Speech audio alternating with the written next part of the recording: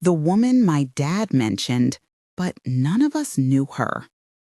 Those words sat in my mouth like a stone the first time I watched one of his videos. I remember the winter air pressing cold against the kitchen windows of the farmhouse, the way the lamplight pooled on the table, the box of his stings between my knees. I remember thinking I could feel him in the grain of the wood, as if he'd left fingerprints on the house itself. And I remember the way that single line, soft, almost offhand, split everything I thought I knew about my family. When Joshua died, everything that had been private and ordinary about our life snapped like thin glass. He was 53.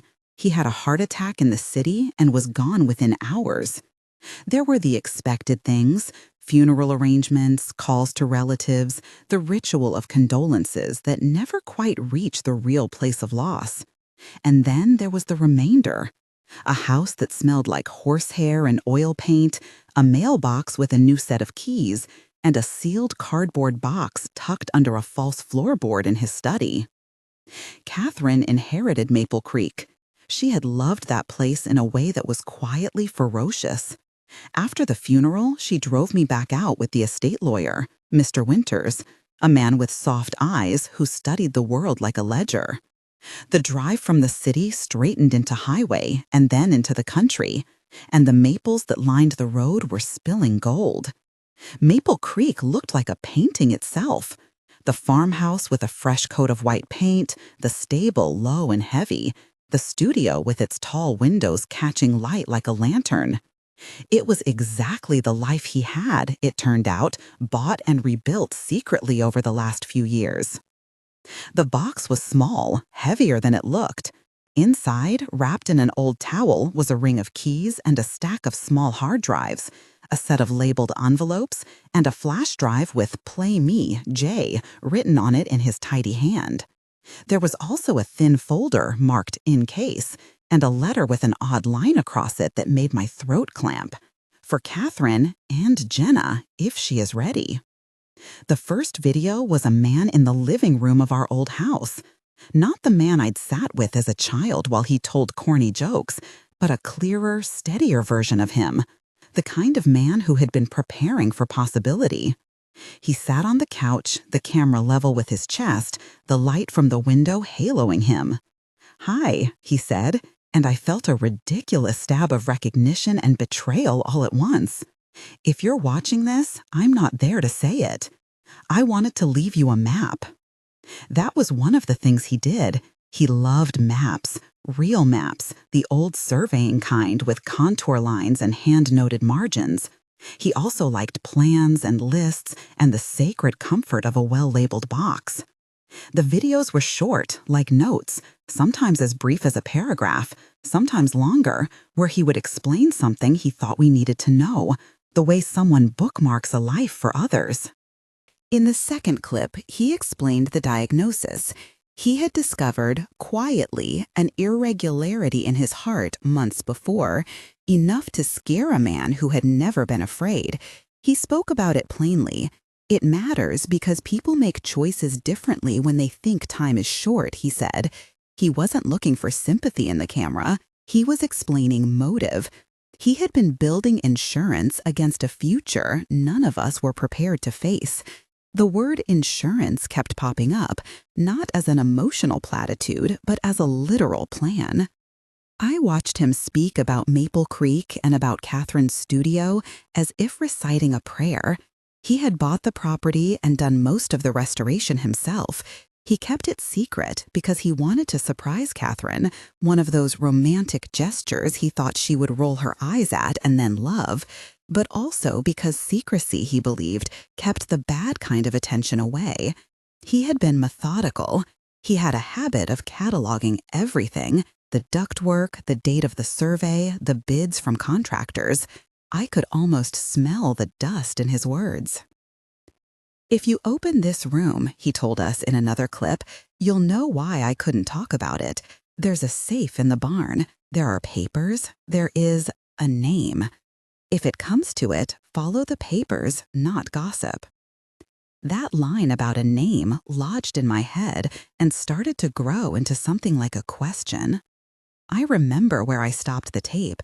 I remember looking at Catherine, who had sat with her hands wrapped around a mug the color of the sky when she was young. She had not cried in a performative way during the funeral. Her grief was private and patient and far deeper. There was a quiet dignity about her that felt like armor. When she watched Joshua on the screen, I could see the way her jaw tightened at moments and softened at others. He had been a man of small, decisive gestures, a carting of a paint-stained ladder, the purchase of a horse named Midnight for my 10th birthday, a custom horse bridle he made her for their 15th anniversary. He was a caretaker in a precise way. After the first day of sifting through those boxes, the public part of the world came in the shape of 3 men who had once, Joshua's past called them, Mitchells, Robert, Alan, and David, 3 brothers who arrived one raw autumn morning in polished boots and expensive jackets, the sort of clothes that said bank meetings rather than barn chores. They had known Joshua once, in a way that felt different from how I ever had. They called him Josh with the practiced ease of people who share an origin story, but not necessarily a relationship. They came with polite condolences, and then, within the hour, with a lawyer. Their suits smelled like city air. Our kitchen smelled like coffee and hay. Robert, who introduced himself as the eldest, had a broad face and a way of speaking that buffered his words and charm. Alan was quieter, his eyes calculating, and David was the one who smiled too much at the wrong moments, like a man practicing his role. They were entitled in small ways first, asking to see the deed, asking if the house had any easements. They asked about Joshua's will as if it were a detail that had been misfiled. Mr. Winters explained the basics in gentle phrases. Joshua had made a will. Catherine was the primary beneficiary. Any contest to the will would need legal standing. The brothers left that afternoon with a promise to review records. At first, I tried to be generous. They were family, or a version of it. Grief creates strange sympathies.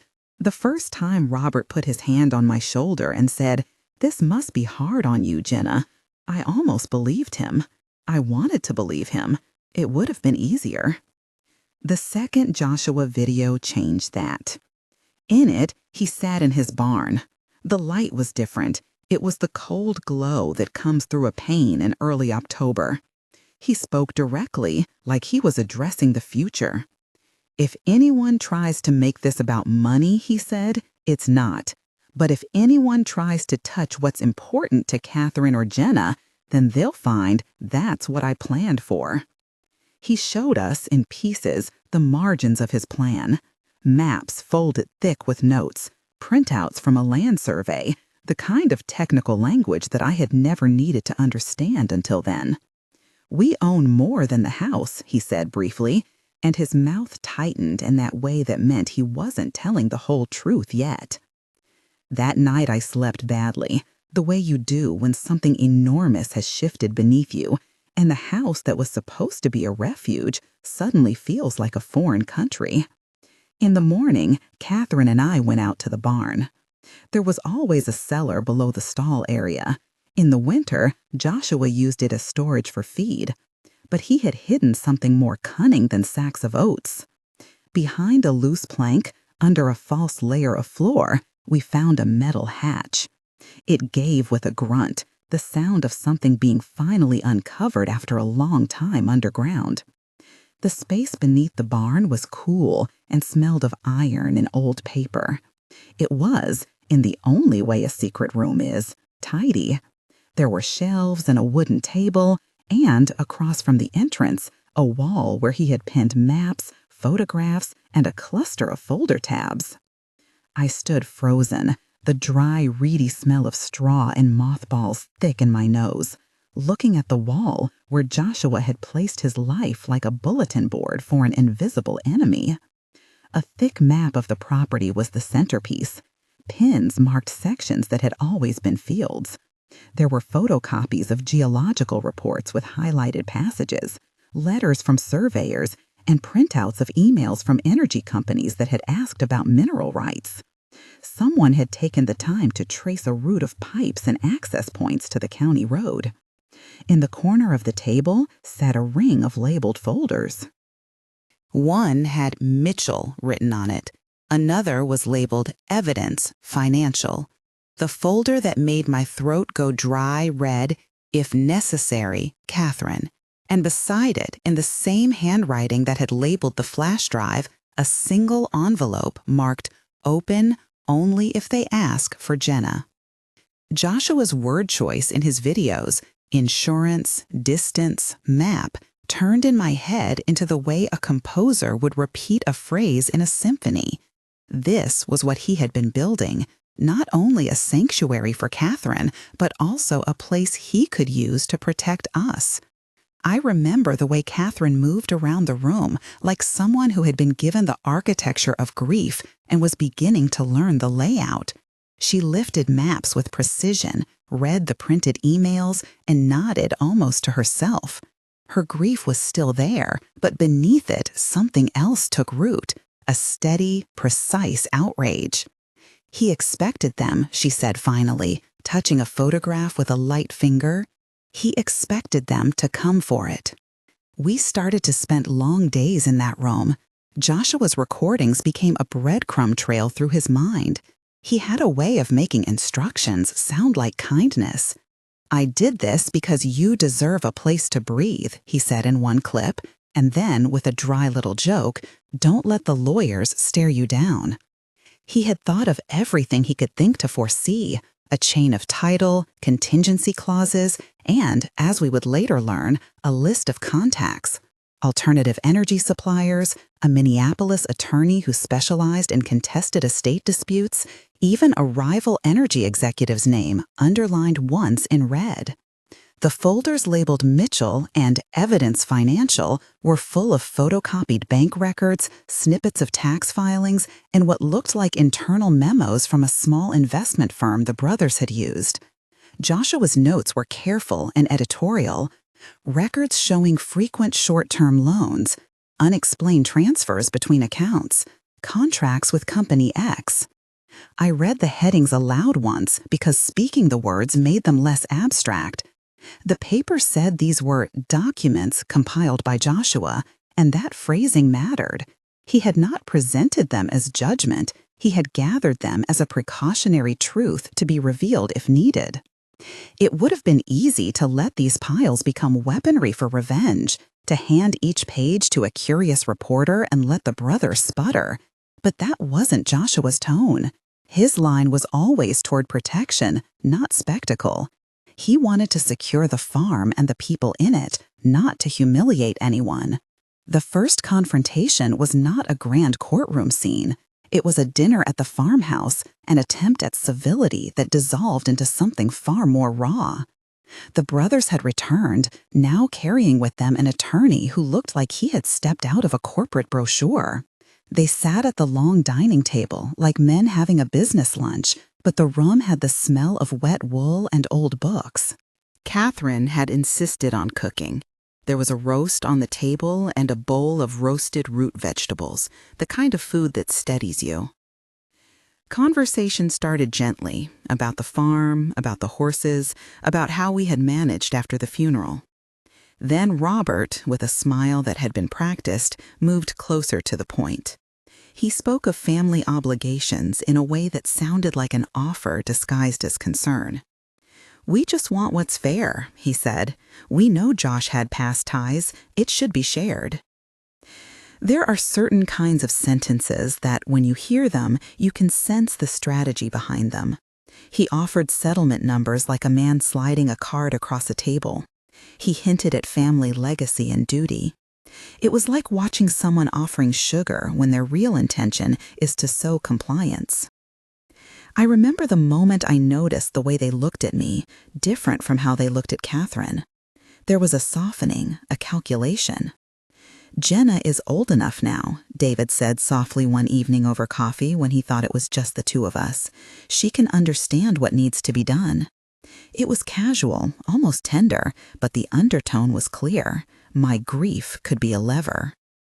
My first instinct was to spring to Catherine's defense. She didn't need me to protect her, and yet there was an ache behind my defense. I wasn't ready for them to rearrange the contours of our loss with legal language and buyout numbers. Joshua anticipated that too. In one clip, he called that kind of predictability. "They don't understand what a home is," he said. "They understand assets." He had drilled into those folders a strategy for leverage that wasn't about brute force. He'd left letters to certain executives, one from Harrison Wells at Northern Extraction, terse with the kind of corporate courtesy that says more than it gives. He'd left correspondence with Thomas Reeves, a CEO at a different firm, whose note of interest in environmentally responsible extraction hinted that if the land's mineral rights came under negotiation, there would be buyers who would respect the land in a way the brothers would not. I remember being surprised at the relief that washed over me when we found that option. It was small and practical and very unromantic. Instead of fighting fire with slander, Joshua had lined up alternatives that would allow Catherine to protect Maple Creek without becoming the villain in a family drama.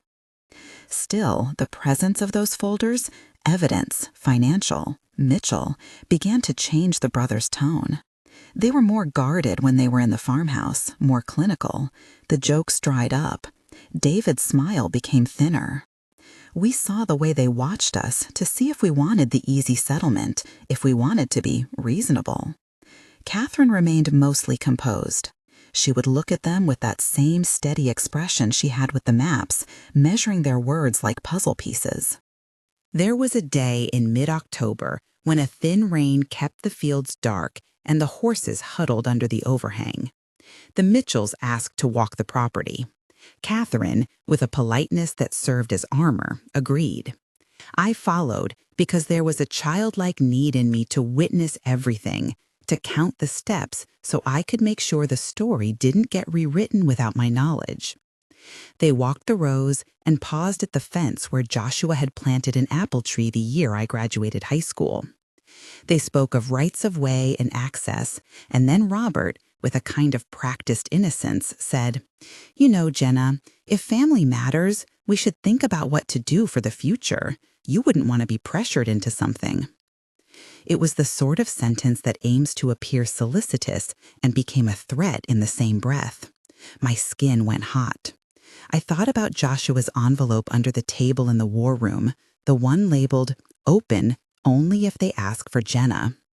It felt suddenly less hypothetical. That night, after the Mitchells had left and Catherine had gone to her studio, I sat in the living room with the flash drive plugged into the old laptop. His voice came through again, steady and direct. "There are people I didn't know about," he said in one clip, as if reading from a page that had surprised him. "I found records. There's a woman." He paused for a moment in that video, and I could see the way his eyes flicked toward the window as if listening for a sound none of us could hear. I left contact info, indefinito. I froze at that. Indefinito, an odd, clinical way to mark a name as unknown. He left a card with a number and an address in a folder, but he had not written a name next to it. It was like a photograph with the person cut out. The implication was enormous and precise. He had found evidence of siblings, including a woman, but he had kept her identity deliberately under a simple grief-laden seal. He had written the contact where we could find her, but he hadn't made her part of the family drama. She was present as possibility and nothing more. The phrase, "the woman my dad mentioned," then turned into a handhold I kept gripping in the dark. Did she know? Would she want to know? Was she a stranger who would prefer to live as a stranger? The questions multiplied with a kind of ferocious energy I hadn't imagined I'd feel. The following weeks were a slow negotiation between grief and revelation. Catherine resumed some of the routines she had abandoned. Mornings in the studio, evenings in the tack room, brushing Midnight's coat until you could see the maples reflected there. Her painting returned as an act of recovery. First tentative swatches of light, then bolder strokes until the room was a riot of landscape. She had always found balance in color, But now painting became an act of claiming. Joshua's videos remained a constant undercurrent. He recorded a clip about mineral rights that was only a paragraph long, but shifted the entire way we thought about the property. There are parts of the land that are worth more than their soil, he said, not because of what you can dig up, but because of what people would do to get at it. If they come for that, make them account for how they will treat the land. There was a tug of war in those words between practicality and philosophy. He had framed a fight we would later have as a question of stewardship, not ownership in the blink-and-you-win sense, but stewardship as a moral imperative. One evening, we received a letter from a man named Mr. Pearson, an attorney representing the Mitchells. It was civil in tone, but there was a pressure in the sentence structure, a clear suggestion that the brothers were prepared to litigate. He wrote about potential claims based on prior agreements and the reasonable expectation of shared interests. The language was neutral in one sense and poisonous in another. It was a clear warning that the brothers had assembled their own arsenal. We responded, not with hot-headedness, but with the calm, strategic moves Joshua had left us. Mr. Winters drafted a reply that quoted deed restrictions and law without sentiment. Thomas Reeves sent an offer to look at the property with an eye toward responsible extraction, not to take, but to ensure that if minerals were to be developed, it would be done to preserve water tables and migratory paths. It was not riches, it was leverage. Still, there was a pressure under everything else that made the house feel smaller. The brothers' visits multiplied. They were more direct and less patient. They asked to inspect the accounts, to see development plans. They tried to get us to sign an agreement that would give them an option on mineral rights for a fee that seemed designed to sound generous, but would effectively lock us out of making independent choices. One night, after Catherine had refused the offer, Robert cornered me in the tack room while Catherine brushed midnight. He spoke in low tones, turning his request into something that sounded like affection. "Your dad would have wanted you to be safe," he said. "You don't have to shoulder this whole thing by yourself." He left without a specific demand, but the implication, thinly veiled, was there. That was the night I took the envelope off the table and slid my fingers under its flap. The envelope had Joshua's handwriting on it and a small X in the corner. Inside was a letter, folded 3 times, the paper smelling faintly of oil and lavender. He had written in a way that made me weep and breathe simultaneously. He had written about his reasons for secrecy, about wanting Catherine to feel like a discovery and not a transaction. He had explained, in that pragmatic style he adopted when he needed to be direct, why he had gathered certain documents. And then, at the end of one page, in the handwriting that was both precise and oddly tender, he had left a single sentence that felt like a vow and a blade. "If anyone ever seeks to use you, Jenna, as a resource without your consent, open indefinito." He had underlined the word twice. I held the letter and felt the house tilt. It felt like the part of him that had always been planning had left us one last choice: to use the truth he had assembled in defense of our autonomy, not as a bargaining chip to be traded for silence. I put the letter back, then took it out, then put it back again. Catherine found me there in the pale kitchen light, the envelope open in my hands. She read the line and did not gasp. She folded it with the same care she'd given any canvas she had saved. "We don't use people's bodies for bargaining," she said simply, and it was a sentence that made the air in the room change. It was not a threat. It was an absolute. "We'll be careful," she added, and I could see in her face a commitment that had been forged in the quiet of these rooms and the dust of his plans. That night, I slept with the letter under my pillow like a stone to anchor me. The idea of the woman shifted from abstract to urgent. Joshua had not given us details, but he had left a pathway. He had a card, some contact info, and a folded line of instruction, if necessary. The phrase implied a conditional future where the family might be asked to shoulder things the way his generation had, privately, on their own, and perhaps by making people into solutions. That was not the life I wanted. A week later, when the rain finally stopped and the maples let a breeze free through their leaves, Catherine and I stood in the doorway to the barn and looked at the secret wall he'd built. I think for the first time, I understood the gentle cruelty of planning. It can save, but it also forces decisions that carve people into roles. Joshua had planned not only for our protection, but for our dignity. He had left us tools, not rules. "You ready to see what's behind all of it?" Catherine asked, and I nodded. We took the folders out one by one, letting the paper make the sound of truth being unfolded. There was a folder with that contact card in it. No full name, just a local phone number and a city. The card said nothing more than indefinito in Joshua's handwriting beside it. There were also notes on genetic matches, mentions of half-sibling possibility, and a slip that said, "For medical match, keep sealed unless requested." There it was again, the sense of forethought crossing an ethical line. He had considered the possibility of needing genetic matches. He had left the data, but had wrapped it in a care that insisted on consent. He had not spelled everything out. He had left us a choice. Outside, the ranch hands moved about like the quiet engine of the property. Ellis, the stable manager, came by with a yo-yoing smile and a thermos. He had been with the farm longer than I'd been alive.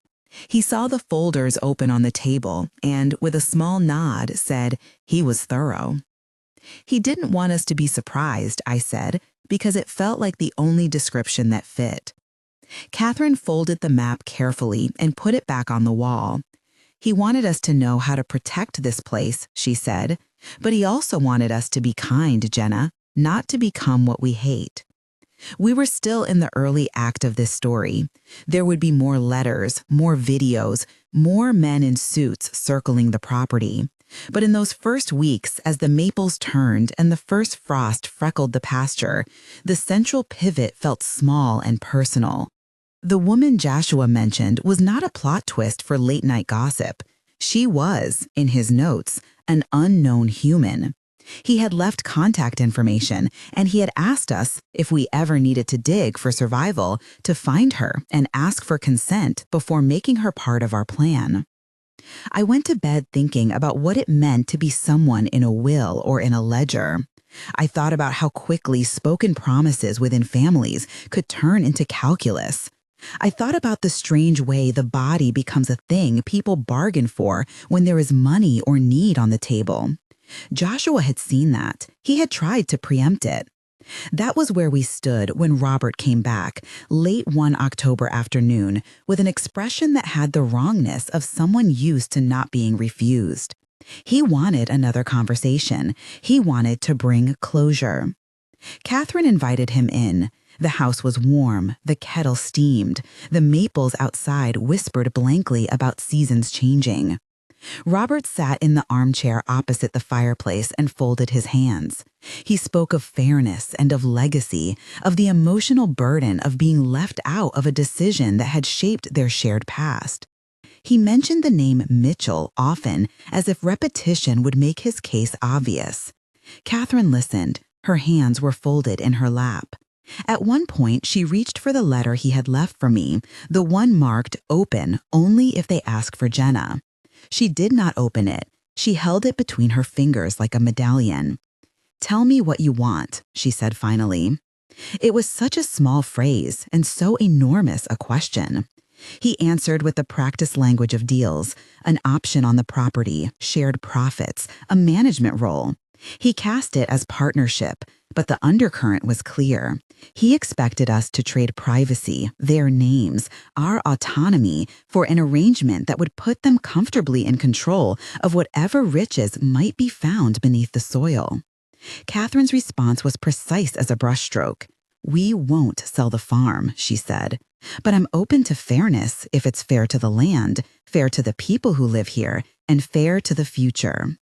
Robert smiled, like a man who thinks he can define fair any way he likes. He thanked her for the conversation and left, saying he'd have his attorney draw up some terms. When the door closed behind him, Catherine put both palms to the letter on the table, as if to press its shape into the wood. "If they cross a line," she said, "not to me, but to the room, you tell me." I nodded. I want it to be both brave and invisible. I want it to be needed without being used. That night, I went back to the barn alone and sat on the step, hands wrapped around a flashlight that didn't do much against the dark. Joshua had built so much more than a house of wood and nails. He'd built a scaffolding to hold a family together when the obvious supports were gone. But scaffolding can be dismantled if someone wants to move in with a sledgehammer. The question that had been growing now felt like a low drumbeat. Who would decide what we did with the truth of our family? Would the woman Joshua mentioned be offered the choice, or would she be an answer trotted out when convenient? I stayed there until the sky was thin and the stars came out like small, indifferent witnesses. I thought of his handwriting, indefinito, on the card, the clinical Latin of it, and wondered about the tenderness beneath the caution. He had left us a cartography of contingency. He had left us a path to a person. He had not made that person into a solution. He had left us to choose the right thing. On the table inside the war room, under a lamp that hummed softly, the folders waited like a promise and a question. The woman my dad mentioned was on a page, a phone number on a card, a line of possibility. None of us knew her, but she existed in the architecture of his plans, and that made her real enough to shift every calculation the brothers had tried to make. The next morning, when the mailman brought a legal notice and the Mitchells sent another, briefer letter, Catherine reached across the table and took my hand. The winter would come. The brothers would not stop circling. The videos would still be there, quiet in their truth. And between the folders and the maps lay a decision that would measure the kind of family we wanted to be. She looked at me, steady as a lighthouse. "If they try to use your name," she said, "we'll open what he left for us." I swallowed. I pictured the envelope, the fold of the paper, the single line he had underlined twice. The stone in my throat had not left, but under it another feeling began to grow, something like responsibility and a fierce, strange hope. If Joshua had left us choices and a person to find, then perhaps we could honor that with the only thing that mattered: consent. We placed the folders back into a neat stack and covered them with a towel. For a little while, at least, the war room felt like a safe place again. Outside, the red on the maples had deepened, and midnight's quiet breathing drifted up from the stall. There would be more confrontations, legal letters, meetings, perhaps even a test of wills. The story was only beginning. But in that compressed, breathless moment between grief and strategy, between the voice on the screen and the paper in my hand, I felt for the first time since my father died that we had a course we could take that did not require turning people into means. We had a chance to tell the truth and still be kind. We had a chance to find the woman my dad mentioned and offer her her own story, not ours. We had, perhaps, an opportunity to make legacy look like stewardship and not conquest. The kettle hissed. Catherine reached for the envelope on the kitchen table and, slowly, placed it in front of her. She didn't open it right away. She sat for a moment, the lamplight catching the corner of the fold. Then, with the same small command she had when she chose a color for a painting, she slit the paper with her fingernail and unfolded the letter. There were words in there that would change the shape of our next decisions. Catherine slit the paper cleanly and unfolded the letter. The handwriting was his, tight, exact, like a stencil softened by warmth. I remember the slow way she read, her mouth moving around certain words as if tasting them to be sure. The room was small and smelled of tea and paint. The lamplight pooled on the table and threw the shadows of the maps long across the floor. When she looked up, she didn't look surprised. She looked as if she'd been waiting for an answer she already partly knew. "He wrote about siblings," she said quietly. "Not as a theory. He writes like he found records." I think my whole body shifted the instant she said it. The air in the room felt thinner, closer. Joshua had not only left us rooms and ledgers, he had left us the fact that our family was wider than we'd believed. He had found names, he had files, and he had left one card with a phone number. Beside it, in his small clipped script, he had written indefinito. He had also written, very plainly, instructions, what to do and what not to do. He spelled out that if anyone ever asked to test Jenna for a medical match, we were to open the folder. He insisted on consent. He warned us in his calm way that desperate people do desperate things. He asked us to remember to ask the other person, if she existed, before making any choices about her life. He asked us to choose kindness. We read the letter twice, then a third time. The more we read, the more the neatness of his planning became almost tender. He had not wanted us to be pawns. He had wanted us to have the information needed to make an ethical choice. He had kept the facts from everyone, partly to protect them, partly to protect the woman he had discovered. That felt like a protective cruelty, the kind that only someone who has to decide for others might practice. But it was also the truest kind of respect. He left us the means of finding someone and the authority to let her be if she wished. A week later, the brothers stopped being polite. It happened in the tack room while Catherine was at the studio. The air smelled of saddle leather and lanolin.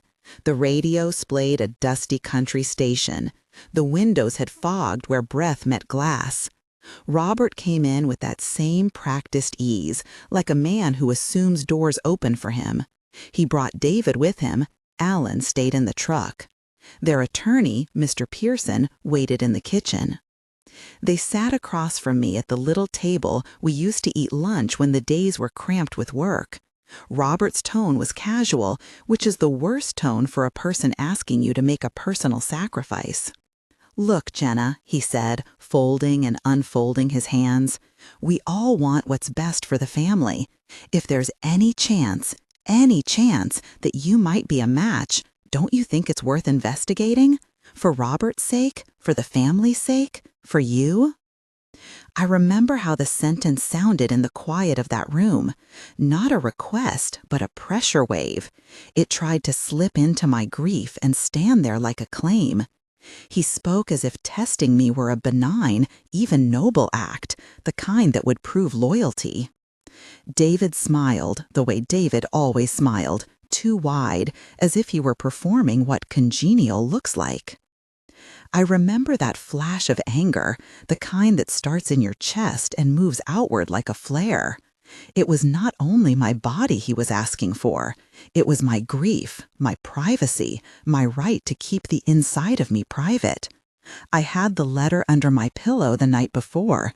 I had read Joshua's instruction. It felt like a brand of sacrilege to be asked to turn myself into a resource. Catherine returned from the studio early and found the men arguing about terms as if we were discussing fencing options. She closed the studio door behind her and listened, then walked into the tack room with her coat off, cheeks streaked faintly with paint. She had that patient look, the one that never rose into theatrics. She barely raised her voice. "We have options other than my daughter becoming a test subject," she said. "We will not use Jenna that way." Robert fronted around Mr. Pearson, who produced legalese and framed it as protective measures. He spoke of precedents and of the responsible thing to do. It was a language designed to sound inevitable. Catherine listened to the phrases as one might listen to a saw. The motion is steady, but the sound is meant to cut. I can still hear the rasp in Mr. Pearson's voice when he said, "You should consider all avenues. A DNA test is simple." "It is not," Catherine said, and in those 2 words there was a kind of law. It is a choice, and Jenna will not be a choice you make for her. For a long second, they sat in the silence that follows when a gambit is rejected. Then Robert leaned forward, softer. "We can make it easy," he offered. "We'll pay for the test. We'll take any burden from you." The subtext was clear. If Jenna cooperated, any guilt or scorn would shift away. They would be comfortable. They would get what they wanted. She and I would have to carry the weight. I retreated into the war room that night with Joshua's videos and a half-drunk mug of coffee. The screen glowed, and his face filled the small rectangle. Warm light, hands folded, the same gentle cadence he used when he was teaching me something he considered important. "If anyone asks you for Jenna," he said in that clip, "remember, you are not obliged to be that answer. People sometimes ask others to be less than they are when the hunger is the question. Offer them the truth and do the kind thing." It felt like a presence in the room with me. He had anticipated the moment. He had even put the words down for us to lean on. He had written, "if necessary," not as a door of coercion, but as a protocol for respect. We had a choice to make: acquiesce to a polite pressure that felt like a threat, or use the tools Joshua left to deflect the demand without becoming small ourselves. Joshua had also left a second pile of papers: the geological surveys, the emails to executives, the notes on the brothers' finances.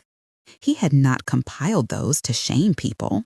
He compiled them because he expected men who had once been partners in the world to revert to transactional selves when they smelled the possibility of profit. We called Mr. Winters and asked for advice in plain terms. He told us, gently, that a blood test could be requested only with consent and that coercion had legal implications. He recommended that we set clear boundaries and, if necessary, draft a limited release specifying clearly what any test could and could not be used for. He advised caution and documentation. It was the lawyer's version of a compass, practical but not moralizing. Then I called Thomas Reeves. There are some phone calls that feel like stepping onto another country's soil. I had met Thomas briefly at a community meeting some years ago. He had a way of speaking about land that wasn't just numbers. He listened when I explained our fear without interrupting. He had been on the property once with Joshua, briefly, to look at ways to develop in a manner that didn't turn us into a sacrifice for somebody's balance sheet. "If they press you to test Jenna," Thomas said, "I'll be there. We don't have to let them make this about an individual. There's an entire landscape here. If the brothers think they can leverage a child, they don't understand the leverage they face in return." He was not a moral saint. He was a CEO who knew how to make deals. But Joshua had left a map that included him, and he had the means to pressure people in a way our small voices couldn't. It would not be the same as using a threat of exposure as vengeance. It would be using the leverage of competing interests to protect a family. We began then to build a defense that was not only legal, but strategic. We drafted an offer that couched our position in straightforward negotiation. Catherine would be willing to consider a limited, structured buy-in for the brothers, but only if the terms protected the land, included environmental safeguards, and explicitly forbade any demands on family members for medical testing. Any test would require written, independent consent from the person involved and would be supervised by an independent counsel to prevent coercion. The offer would also include a clause allowing the family to contact any previously unknown siblings only with their informed consent and in a manner that respected their privacy. At the same time, we began to hint carefully to Mr. Pearson that Joshua had compiled documents, financial patterns, repeated short-term loans, contracts that looked unusual. We did not brand them as crimes. The phrasing was precise. Documents compiled by Joshua suggest irregularities that could be considered in litigation. The suggestion was enough to make the brothers blanch. People with reputations to lose know the weight of the suggestion, even if it is not a verdict. Then came the most important move. We arranged a meeting in the farmhouse dining room that would be, in essence, a negotiation staged as a family discussion. Thomas came with a thin legal team from his office and with an environmental advisor. Mr. Winters sat beside Catherine. I set up the projector in the great room and pulled the maps from the war room. We wanted clarity, literal, visible, unarguable. The maps would show not only the layout of the land, but the specific places Joshua had pinned as sensitive, the areas his surveys suggested might contain mineral deposits, and the access points to the county road. We wanted the maps to be the truth everyone could see at once. When Robert and his attorney arrived, the room felt hushed in that tense way of people taking stock. Alan lingered by the windows. David kept smoothing his suit as if it might iron out the facts. I felt like some small, watchful animal, aware of each shift in the air. Thomas went first. He spoke of stewardship in a way that felt like someone reminding us what the word could mean. He described models his company had used to develop resources while protecting watersheds and migratory paths. He was careful to say that development was not inevitable, but that if done, it must meet standards higher than the minimum. He spoke of trusts and funds that could benefit the farmhouse, the surrounding community, and education, structures that turned private profit into public benefit. He slid a proposal across the table that included third-party oversight, restricted drilling footprints, and a permanent stewardship fund under the control of a board that included Catherine and community representatives. The room went quiet. Robert's face tightened. He leaned forward, trying to reshape the conversation into an appeal to family legacy. "We're not trying to erase what Joshua did," he said. "We just want to be part of this. It's our name on the records. We can help." Thomas shook his head slightly. Help is not the same as control. If you want a role, there are ways to have a respectful relationship with the land, but any agreement will need to be transparent, public, and enforceable. Mr. Pearson opened his mouth to speak, but Mr. Winters handed him a stack of documents, photocopies, clean, annotated. They were the ones Joshua had gathered: bank records, contracts, a pattern of transfers with notes that said frequent short-term loans and unexplained transfers.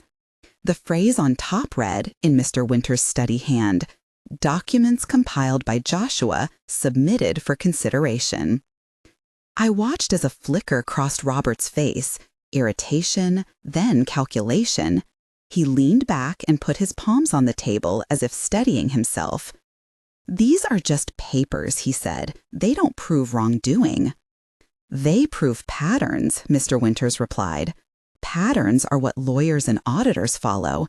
If you are interested in public scrutiny, those patterns will be considered." I felt something small and fierce inside me relax.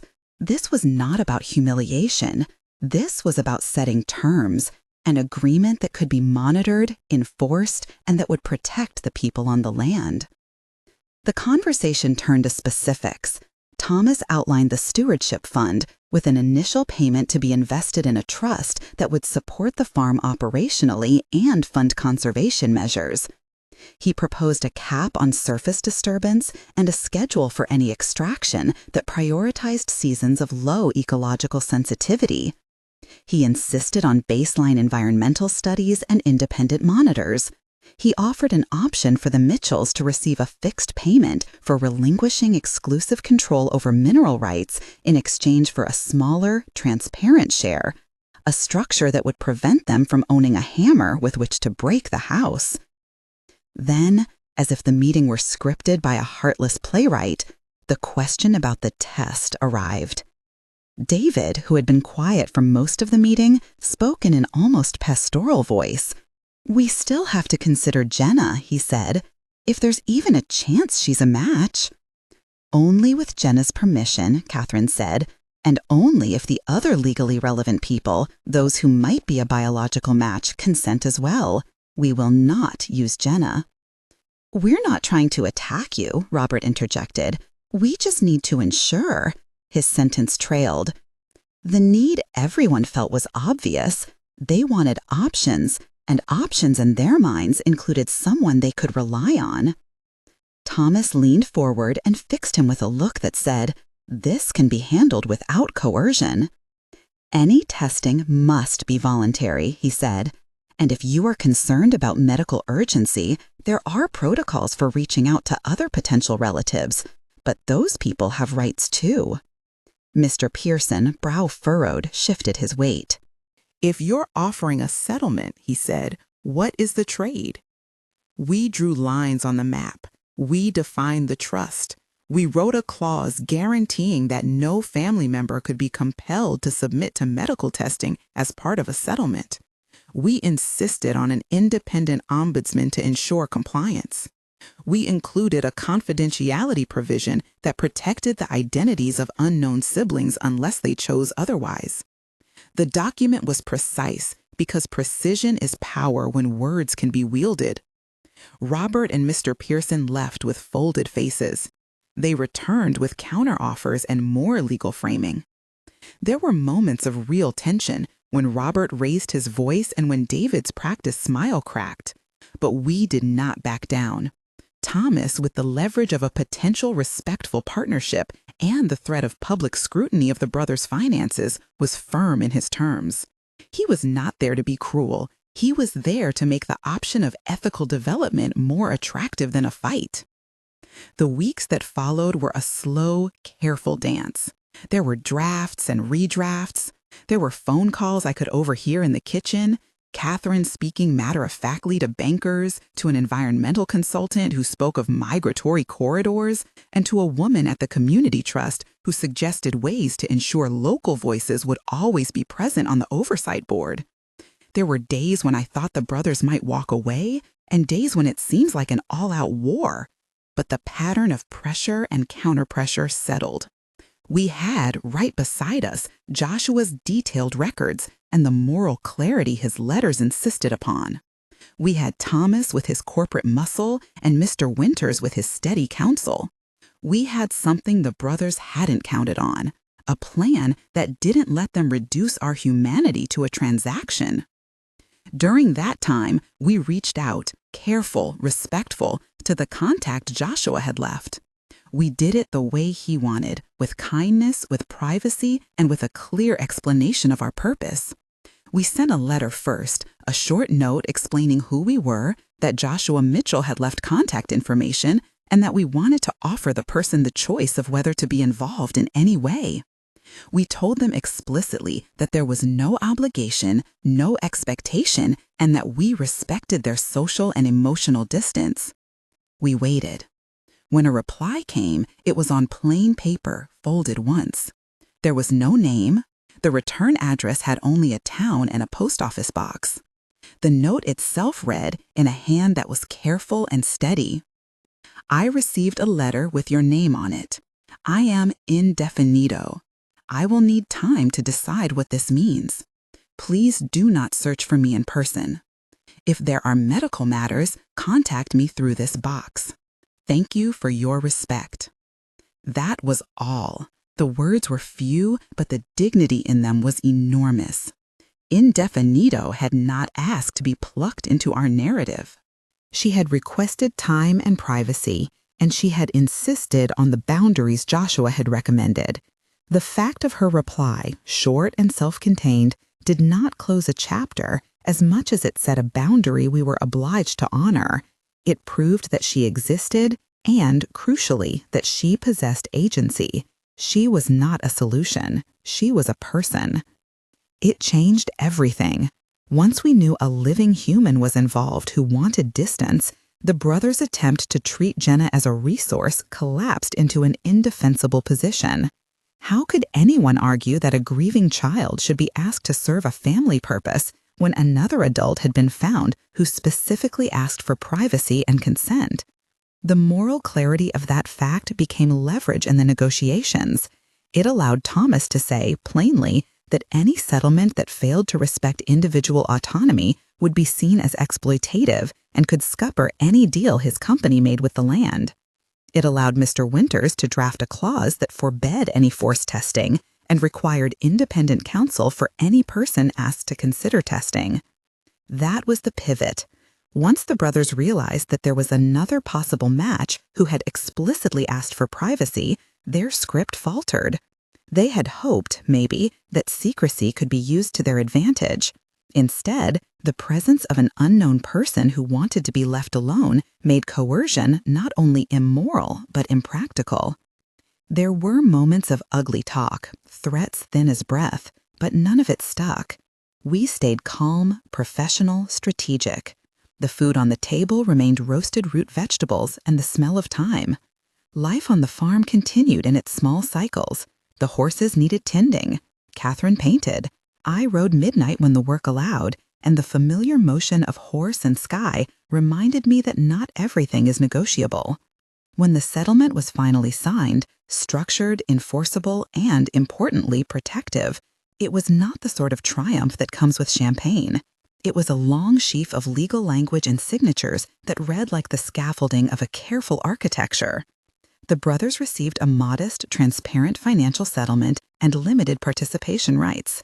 The mineral rights were leased to Western Plains Energy under strict environmental terms that required baseline studies, seasonal restrictions, and a stewardship fund.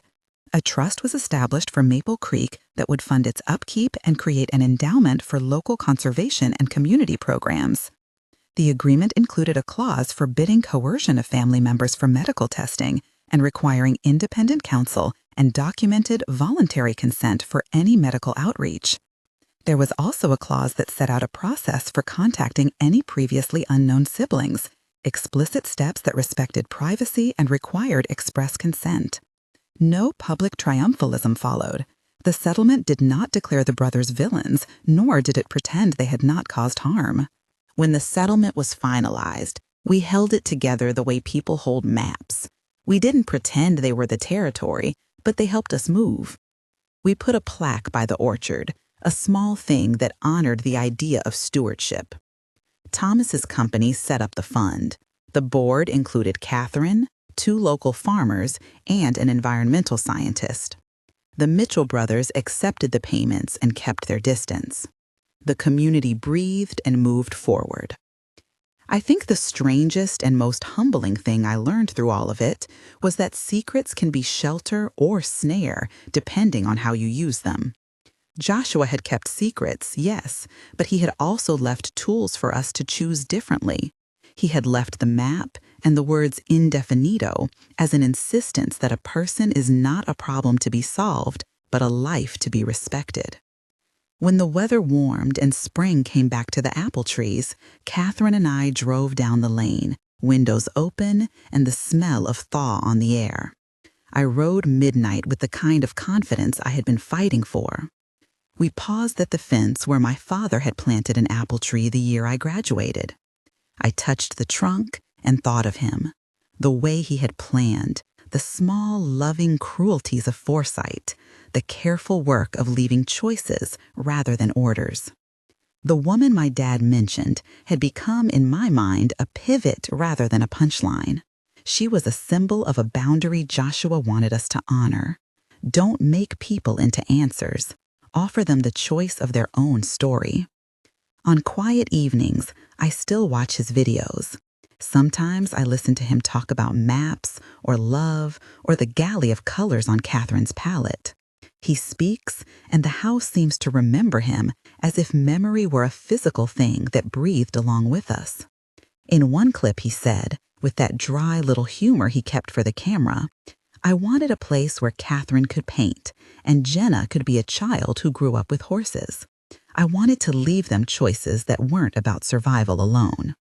He left us choices. We built on them with rules of our own, rules of consent, stewardship, and restraint. In the end, Maple Creek remained more than a piece of property. It became a covenant, in paperwork and in practice, that said, this land will be used with hands that are accountable. The people who live here will not be reduced to problems to be solved for someone else's comfort. The house grew quieter in the best possible way. Catherine's paintings multiplied, hung in the hall like a new family. The trust supported a local greenhouse project and a scholarship for kids who grew up around animals. We went on with the ordinary work of life, the vet calls, the fence repairs, the seasons of planting and harvest. The brothers visited less and spoke less. The world kept moving with its small cruelties and larger mercies. As for me, I carry the lesson like a key in my pocket, that being known by blood does not make one a duty, that being chosen is not the same as being used. The woman my dad mentioned, indefinito, remains in my life like a boundary I promise to respect. She is proof that discovery demands humility. If you're watching this because you love the kind of long, true story that looks at family and the messy ways we try to protect one another, please subscribe. It helps us keep telling these stories. On the last page of one of Joshua's folders, underneath a map and a tested seal, he had written one short line that felt like a benediction. A legacy is what you do with what you know. He had meant it as a practical thing, a plan and a series of instructions, but it turned out to be something more tender. A legacy, it seemed, could be an ethic, the way to treat the people your plans touch. Years later, when the trust's first report came in and the farm's coffers were enough to fund repairs and small scholarships, Catherine held out a letter from someone in the community who'd benefited. It means so much, the letter said. Catherine folded it and smiled the way artists do when their work is understood. We never exposed the brothers beyond what needed to be. We did not gloat. We did not pretend the settlement erased the harm done. What we did was make choices that protected people, real people, from being turned into conveniences. We chose stewardship over conquest. The last time I spoke of the woman my dad mentioned aloud in public was at a small community meeting where we talked about the trust and about how to steward the land. A woman in the front row, a neighbor who'd grown up with the creek, raised her hand and said quietly, "I've had secrets in my family too. How do you decide what to tell and what to keep?" I thought of Joshua in his videos and of that fold of paper Catherine had opened, and I answered as honestly as I could. "You ask," I said. "You listen first. You remember that a name on a page is a person, and you give them the right to refuse." That's what he wanted. She nodded, and the room hummed with the small, public quiet of people who bear witness. This was the work Joshua had planned for us in his practical way, not to punish, but to protect, not to expose, but to respect. Sometimes I still think about the idea that a person can be an answer to someone else's need. The worst part of grief, I realized, was how quickly people lean on others as tools for their comfort. Joshua's plan taught us to resist that. He taught us that you can't love someone into becoming what you need.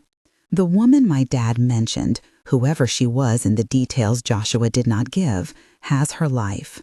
We honored it. The way he left her in the margins of his plans, with an option and a request for respect, shaped what we became. If the story has a moral, perhaps it's that. The truest legacies are those that expand the space of choice for the people they touch. I look at Catherine in the studio sometimes and see how steady she has become. I look at the badge of trust papers folded in the drawer and am grateful for the careful work that made it possible. I watch midnight race along the fence line and think how simple joys anchor you better than any claim on wealth. In the end, the truth about the woman my dad mentioned did what Joshua hoped it would do. It kept us honest. It forced us to ask repeatedly what it means to be human to one another.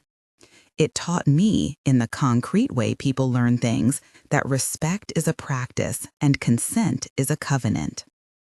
If your family has a secret that changed the way you understood yourself, tell me about it in the comments. How did you handle it? Would you have done what we did? I read every comment, and the small acts of listening continue to shape what I believe about legacy. When I ride down the lane now, I pass the plaque by the orchard and smile at the way the words look in the light. They are not grand, they are simple. Steward, protect, respect. My father's indefinito sits like a soft instruction in my mind. When you find someone, offer them their choice. The woman was not a twist in our tale. She was a reminder. And for that, for the way she made us choose kindness instead of convenience, I am quietly grateful.